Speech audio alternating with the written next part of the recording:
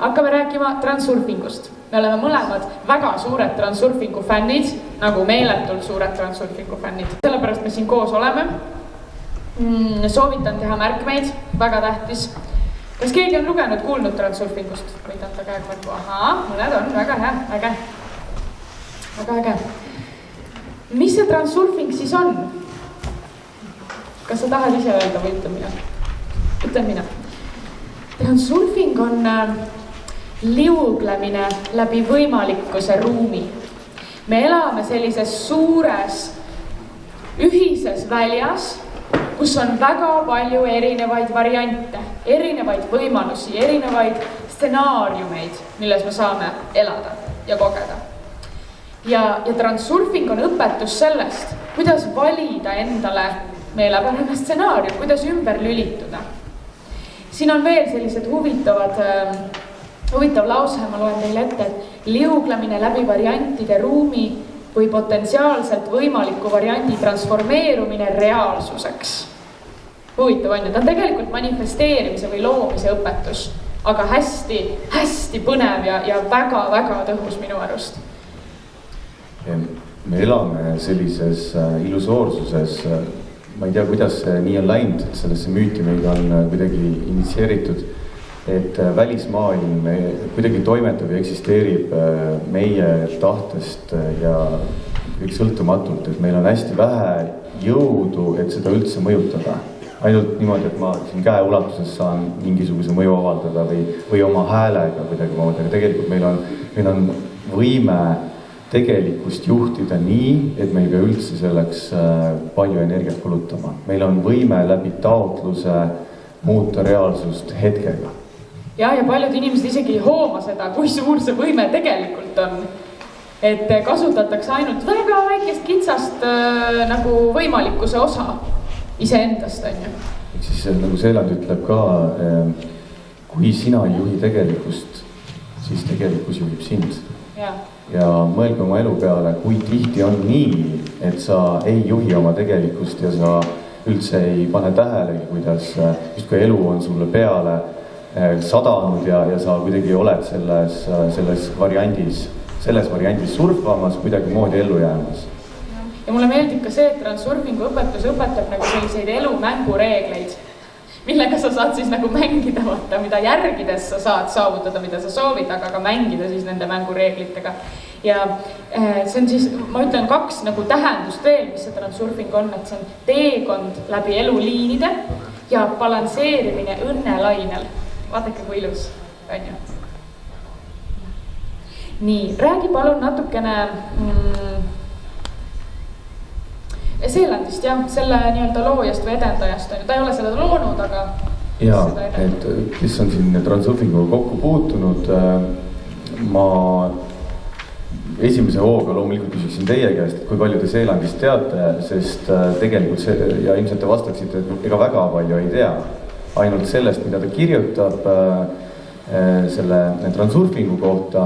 Nii palju on siis teada, et ta on venelane, kes on praegu circa 60 või 65 aastane.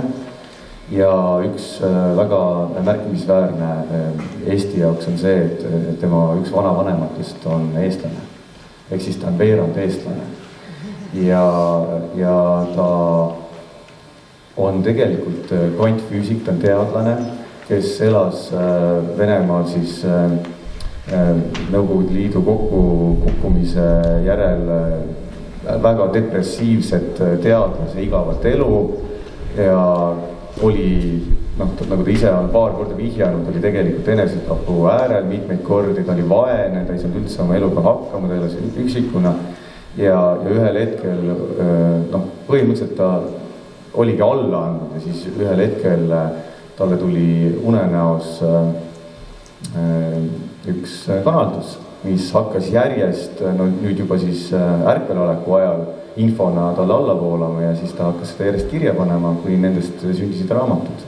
Tal on ikka juba mingi, ma ei tea, 13 või palju tal neid raamatuid on ja ta kirjutab ka niivõrd vägevalt. Ja selles esimeses unenäos öeldi ka talle, tead, nüüd on niimoodi, sa paned kõik selle kirja ja erinevalt eilsest loengust, kus me rääkisime Shirzad Shaminist, kes on teaduspõhiselt kõik selle kirja pannud ja kuigi Seeland on kvantfüüsika teadlane, siis kõik see, ta ütleb ise, see ei ole minu kirjutatud, see ei ole minu välja mõeldud, see on mulle antud ja ma annan seda maailmale edasi ja unenäos öeldi nii, sa kirjutad neist raamatud, neist saavad bestsellerid ja sa saad ülemaailmselt kuulsaks ja ta ütles, et minge metsa, et nüüd ma olen täitsa hulluks läinud. Ja teate, kui huvitav, meil on siin 3 teadlast, kellega me oleme siin praegu kokku puutunud, on ju. Seeland on teadlane, nii, Shirzad Shamin, teadlane ja kes meil veel on? Joe Dispenza, üleloomulikkuse saavutamine, teate seda raamatut, on ju? 3 teadlast ja nad kõik räägivad tegelikult päris sarnast juttu. Nad on kõik jõudnud oma meetoditel samasse kohta, järelikult sellel on tõepõhi sees ja see toimib, praktiseerides transsurfingut, see toimib. Ja. Nii, rääkisid ära, jah? Ja ega väga palju, mis sa ise veel ütleb, miks ta ei taha enda isiksust avaldada, sest nii ta kuidagi justkui seoks ennast selle transurfinguga ja oma isikliku elu ja ta ütleb, et ma ei taha, et see muutuks kuidagi seguks minust, minu arvamusest ja sellest, mis mulle anti, et see jääks puhtaks ja tõesti ta võiks olla, ja ilmselt ta ongi maailma rikas, aga ta võiks ka veel ülikuulus olla oma näoga, aga ta ei taha oma nägu avaldada, temast on pilte küll Google'is, kui te otsite, aga isegi on arvatud, et see on mingi praktilise psühholoogia 100 erineva inimese kokku pandud teooria ja siis igasuguseid müüte on, aga ta on selle tagasi lükanud, et päris nii ei ole. Ja transurfing on hästi, ta on nii suur ja lai õpetus, seal on tohutult palju elemente. Täna me kindlasti kõikidest nendest rääkida ei jõua, aga mingisuguse baasi ja sellise praktilisuse me püüame teile edasi anda, et te saaksite juba seda hakata rakendama, et kõige sellised olulisemad punktid anname edasi. Ja ma räägin kõigepealt ülesärkamisest ja tähelepanuga oma elu juhtimisest ja siis võiks rääkida taotlusest, siis ta sobib sinna kõige paremini. Et Seeland jutustab siis edasi seda, mis talle on antud, et kõige tähtsam on praktiseerida kõigepealt ülesärkamist, ehk siis tegelikult teadlikkuse, kuidas öelda siis, teadlikkuse aktiveerimist, jah, et kui enamus ajast me elame ebateadlikult, nagu uinunud olekus. Me ei teadvusta seda, mis toimub meie ümber ja mis toimub meie sees. Me lihtsalt kuidagi autopiloodi pealt niimoodi läheme sellest elust läbi. Ja kui sa tahad midagi muuta, üldse mingit muutust teha, rääkimata sellest, et hüpata mingisugusele teise stsenaariumisse või teist plaati panna käima nii-öelda reaalsuses, on ju, siis sa pead kõigepealt üles ärkama. Kõigepealt teadvustama seda, mis üldse toimub praegu, kus sa üldse oled ja kes sa üldse selline oled. Kui ma küsin sult, kes sa oled, jookseb ju juhe kokku, eks? Sest me pole harjunud teadvustama. Et nii. Ma näitan korraks teile, kuidas see käib see ülesärkamine. Kas te teate, et see unenägu, mida te praegu näete, on ainult üks võimalikest võimalustest ja teie ise olete selle valinud ja te olete praegu selles. Te võite sellesse üles ärgata. Praegu sama. See juba praegu sama toimub. Ja see on teie valitud. Ja see ülesärkamine seisnebki selles, et ma teadvustan, et see praegu siin on ainult üks variant. Ma saaksin praegu samal ajal ka olla kodus, olla palil, ma ei tea, olla vannis ja nii edasi. Miljoneid variante. Et see ülesärkamine seisnebki teadvustamisel. Nii, ma näen, et Heleri tuleb. Kas ta tahab midagi küsida huvitav? Tuleb siuksel sammul, nagu ta tahab midagi küsida. Okei. Nii, me selle ülesärkamisega tegeleme veel praktika käigus ka, et harjutada. Ma pean teile rääkima nüüd 2 elementi veel, 2 pusletükki andma juurde. Meil on, Seeland räägib ekraanidest. Meil on sisemine ekraan ja väline ekraan. Ja sisemine ekraan on siis see meie sisemaailm, meie mõtted, tunded, nii edasi, mis siin on, uskumused, harjumused, nii edasi. Ja on väline ekraan, kõik see, mis on meie ees, kui me silmatahti teeme, on ju, kõik, mida me näeme väljaspool. Ja tavaline inimene, võt nii ütlengi, tavaline inimene, kes ei teadvusta, enamus osa oma elust on kinni, kas sisemises ekraanis või välises ekraanis. Ja see on üks väga suur takistus, miks ta ei saa üles ärgata.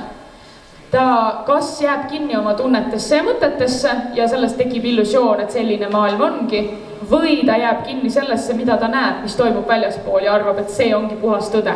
See ongi nüüd tema reaalsus, ta ei saagi siit välja enam. Ja Seeland õpetab siis seda, et tuleks oma tähelepanu hoida mõlemal korraga keskel. Ja siis sa oledki keskmes. Ja siis sa saadki, märgates ennast ja märgates tegelikkust, saad sa tulla sellesse loomise punkti.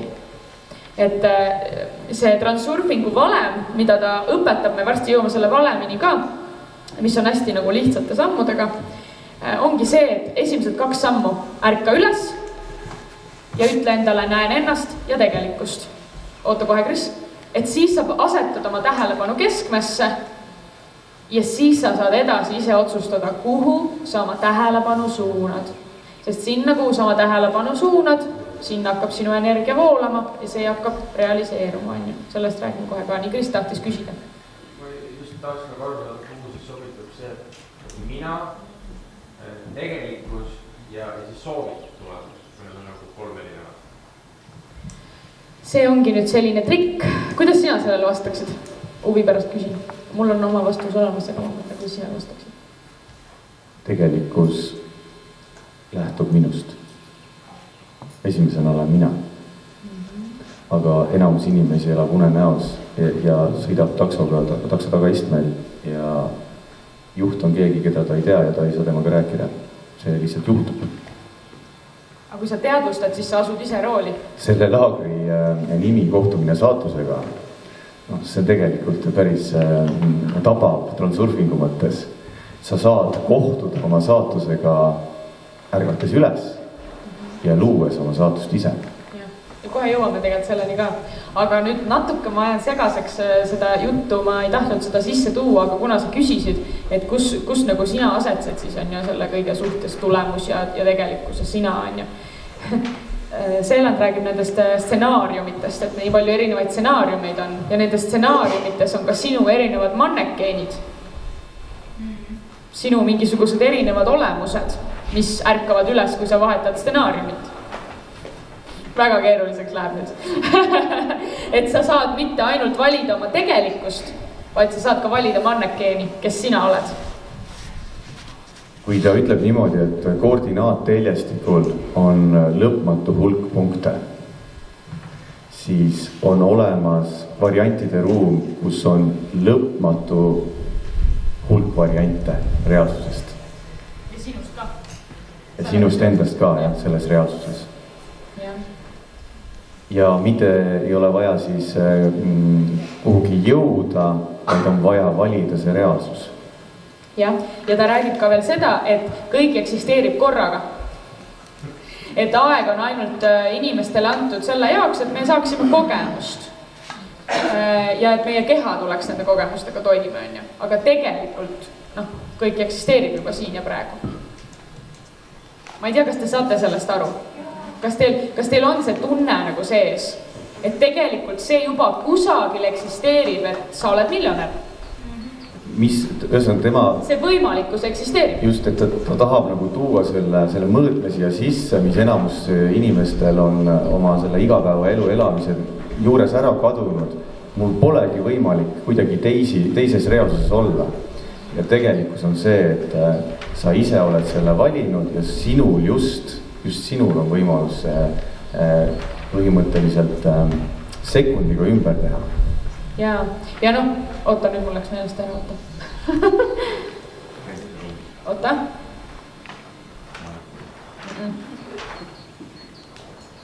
Ma tahtsin midagi sinu jutu peale öelda.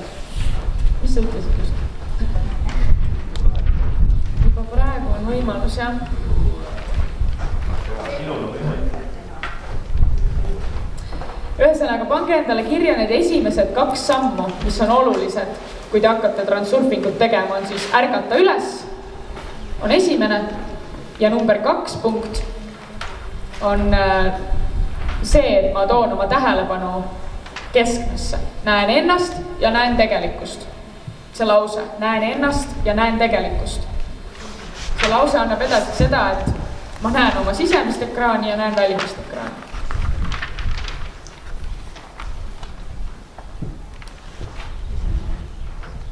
Näen ennast ja näen tegelikkust.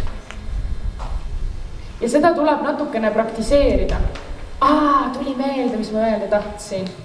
Nii, sa ütlesid seda, et paljud inimesed ei teadvusta, et nad on nii kinni oma sellest praeguses illusioonis, on ju, sellest oleviku hetkes, et nad ei teadvusta, et midagi muud üldse oleks võimalik.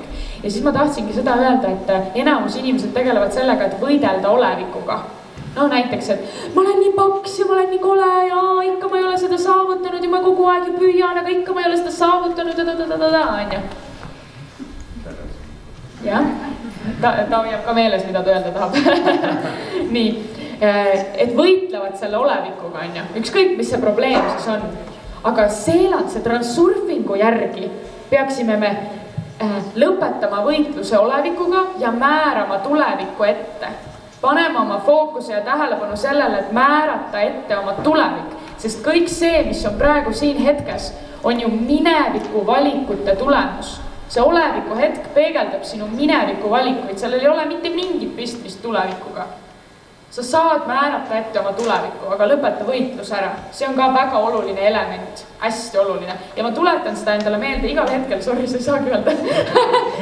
Ma tuletan seda meelde endale igal hetkel, kui minu sees tekib mingi nagu frustratsioon või mingi võitlus. Siis ma kohe ütlen, nii, stopp. Kuidas ma saan praegu oma tulevikku ette määrata sellest punktist siin? Nii. Ja nüüd ma küsin teie käest, mis te arvate? Kas sel juhul siis transurfing ei tööta?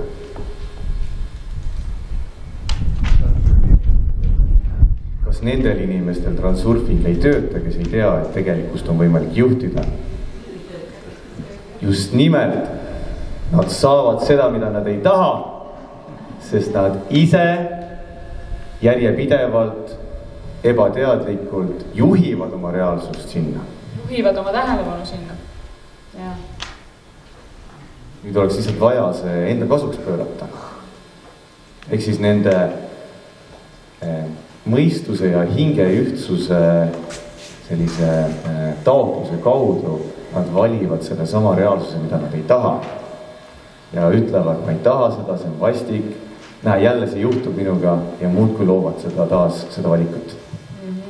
Kui enne Roland rääkis oma elu ülesande avastamisest ja saavutustest, on ju, siis transurfing õpetab selle juurde veel seda, et õnnestuda saab vaid see, kus on tasakaal mõistuse ja südame vahel.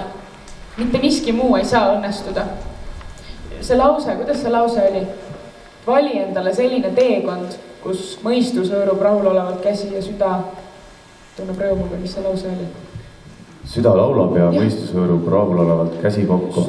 Ehk siis selline pidupäeva seisund, et ma olen oma kire valinud ja ma teen neid asju, mis loogiliselt on minu jaoks praktilised ja minu endaga kooskõlas. Ja.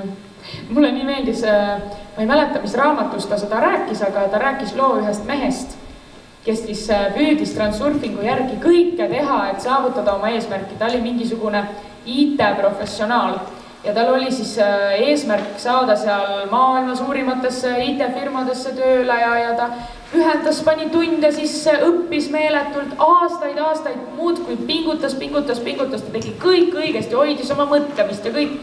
Aga ikka ei õnnestunud ja ühel hetkel vist isegi midagi õnnestus, aga ikka mitte päris see, mida ta soovis, on ju. Kuni siis ühel hetkel ta andis alla. Ta lasi minna, hakkas maalima ja sai maailma kuulsaks kunstnikuks. Siis oli juba mingi 40 pluss vana või ma ei mäleta enam seda lugu isegi täpselt. Aga ja siis tal tuli meelde, et talle väikse poisina kogu aeg meeldis nii väga joonistada. Et ta läks tagasi oma südame juurde, tegelikult oma kire juurde ja elu kohe toetas ja kõik läks täiesti niimoodi. Võib-olla teie elus on ka mingi selline asi, mida te punnitate, Triin naerab ja ei tule, no. Just kui nagu tahaks, on ju, aga mingil valel eesmärgil ilmselt punnitate, et ei ole seda mõistuse ja südame tasakaalu. See on väga-väga oluline, kui te oma elu eesmärki või ükskõik millise eesmärgi te üldse ette võtate, ükskõik millise teekonnad ette võtate. Et peaks see tasakaal seal olema.